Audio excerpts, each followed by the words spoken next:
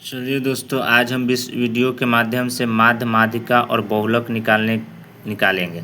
आप देख रहे हैं कि माध्य के निकालने के देखिए, माध्य में जो भी अंक दिया हुआ है उस सब के पहले जोड़ लेंगे और जितना अंक है उससे भाग दे देंगे। तो कहने का मतलब आइए निकालते हैं। जैसे देखिए, सबके जोड़ेंगे, जो भी अंक दिया हुआ है उसको क्या करेंगे, जोड़ेंगे। तो 3 और 2 5, 6 5 11, 11 1 12, 12 4 16, 16 और 5 कितना हो जाएगा, 21, 21 और 3, 21 3 हो जाएगा, 21 और 3 हो जाएगा 24, 24 और 8 32। यानी कुल संख्या के योग कितना आया, 32। अब बटा में कुल कै गो संख्या, 1 2 3 4 5 6 7 8 गो। तो इसको 8 से भाग दे दीजिए। यानी कहने का मतलब आंसर कितना आया, 4। तो माध्य के आंसर कितना आ गया, 4। तो इस तरह से यहाँ कोई भी अंक रहे उस सब को पहले जोड़ के और जो भी अंक दिया हुआ है उससे भाग दे दीजिएगा। अब आइए बहुलक देखते हैं। बहुलक में निकालना है। बहुलक उसे कहा जाता है जो संख्या, आपको जो भी क्वेश्चन में संख्या दिया रहेगा ना, वो जो ज़्यादा बार संख्या लिखल रहेगा वही बहुलक होता है। बस इतना ही समझिए।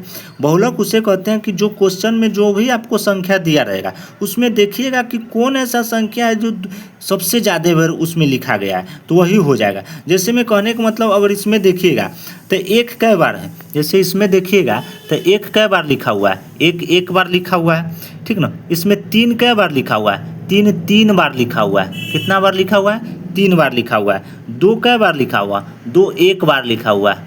5 कै बार लिखा हुआ है, 5 1 बार लिखा हुआ है, ठीक ना। 9 कै बार लिखा हुआ है, 9 1 बार लिखा हुआ है, ठीक ना। 9 कै बार लिखा हुआ है, 1 बार लिखा हुआ है। इस तरह से 4 कै बार लिखा हुआ है, तो 4 भी 1 बार लिखा हुआ है। तो इसमें देख रहे हैं कि सब संख्या 1 बार लिखा हुआ है, लेकिन एक 3 ऐसा अंक है जो 3 बार इसमें लिखा हुआ है, 3 बार लिखा हुआ है। तो इसका अगर बहुलक पूछेगा तो बहुलक क्या हो जाएगा, 3 हो जाएगा। बहुलक इसका क्या हो जाएगा, 3 हो जाएगा, ठीक ना। क्योंकि 3 यह एक ऐसा संख्या है जो इसमें 3 बार रिपीट किया गया, एक ही और एक ही। 3 एक ऐसा संख्या है जो 3 बार लिखा गया। तो बहुलक उसी कहा जाता है जो जितना बार ज़्यादा लिखा जाएगा, तो उसी अंक को क्या कहा जाता है, बहुलक। तो कोशिश करेंगे कि समझ गए होंगे बहुलक। आगे आइए माध्य देखते हैं कैसे निकाला जाता है। देखिए, माध्य माने होता है बीच की चीज़, ठीक ना। तो इसमें बीच की चीज़ निकालेंगे, ठीक ना। तो जो भी संख्या दिया हुआ है उसमें हम जो बीच में होगा ना उसी को माध्य कहेंगे। तो कहने का मतलब कै गो संख्या दिया हुआ है, देखिए 1 2 3 4 5 6 7 गो दिया हुआ। तो जब 7 गो संख्या दिया हुआ है तो इस तरह से 3 गो इधर के हटा दीजिए और 3 गो इधर से हटा दीजिए। तो बीच में कौन बच गया, 6 बच गया। तो 6 क्या हो गया, यही माध्यिका हो गया। ये क्या हो गया, माध्यिका। माध्यिका बराबर कितना हो गया, 6। बात समझे, माध्यिका बराबर कितना हो गया, 6। अगर मान लीजिए कि विषम संख्या 1 2 3 4 5 6 7 गो था, तो आपको 3 गो इधर कर दिए, 3 गो इधर कर दिए और बीच में जो अंक बचा उसको निकाल दे। अगर मान लीजिए कि संख्या 8 गो रहता है, यहाँ कोई और संख्या रहता, मान लीजिए कि एक और रहता, तो अभी टोटल संख्या कितना हो गया था, 8 गो हो गया। टोटल संख्या कितना हो गया था, 8 गो। अब इस स्थिति में माध्यिका कैसे निकालिएगा, तो इस स्थिति में भी कुछ नहीं करना है, इधर से अलग कर देना है। इधर से मान लिया जाए कि आपको कै गो संख्या अलग करना है, 3 गो संख्या इधर से अलग कर दीजिए। कै गो संख्या अलग कर दीजिए, 3 गो अलग कर दिए। इधर से भी कै गो अलग कर दीजिए, 3 गो अलग कर दीजिए। 3 गो जैसे इधर से अलग करिएगा और 3 गो इधर से अलग करिएगा तो देखिएगा कि बीच में ही 2 गो संख्या बच गया।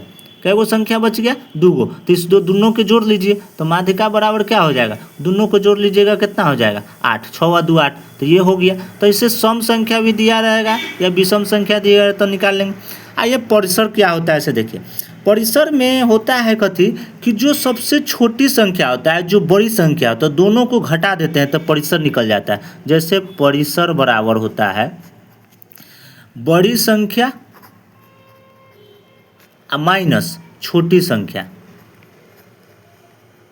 तो इसमें बड़ी संख्या क्या है, 10 है, और सबसे छोटी संख्या कौन है, 2 है। तो दोनों के घटाइएगा तो कितना आ जाएगा, 8 आ जाएगा। तो इस तरह से जो 8 आया